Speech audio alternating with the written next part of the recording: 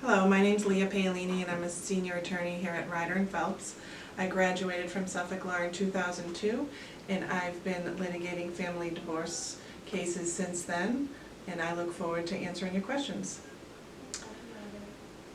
Here at Ryder and Phelps, we try to make the divorce process as efficient as possible while helping you achieve the best results.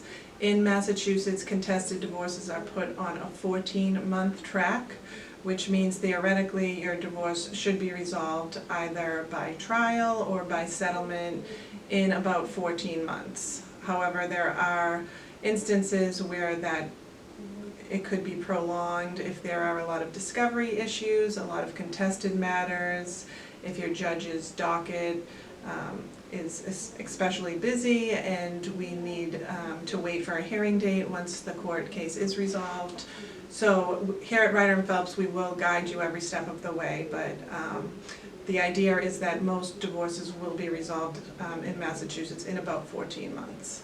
Ryder and Phelps is aware that hiring attorneys is a costly endeavor, and we do receive that question a lot about the cost of the divorce.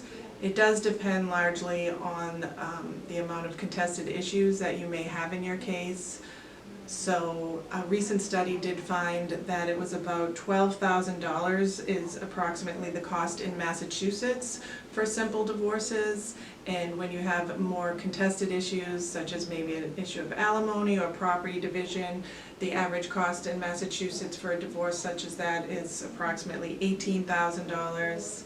And if you have contested issues that deal with more of the child custody issues in Massachusetts, the average cost is upward of $20,000 for a divorce. However, at our initial consultation, we do go over all of the fees associated with the divorce and talk to you about what you can expect financially when you're going through a divorce. Massachusetts does not offer a legal separation. In Massachusetts, if you do not file for divorce but you're in need of financial support, there is an action you can file with the court called a complaint for separate support, in which case the court can award you either child support or alimony to assist you during a separation. The difference between an annulment and a divorce is that a divorce is a legal ending of a marriage. An annulment basically states that the marriage never occurred. The reasons for an annulment could vary from the parties, or one of the parties was not legal age, or one of the parties was already in a marriage, or fraud. There's only a few cases of annulment, and it's very rare.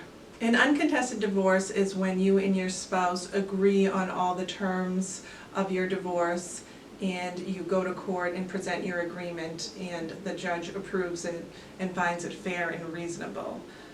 The no-fault divorce is a process that's simpler and faster, but it only applies in cases where you're able to agree on 100% of the issues that need to be resolved prior to you moving forward with your divorce.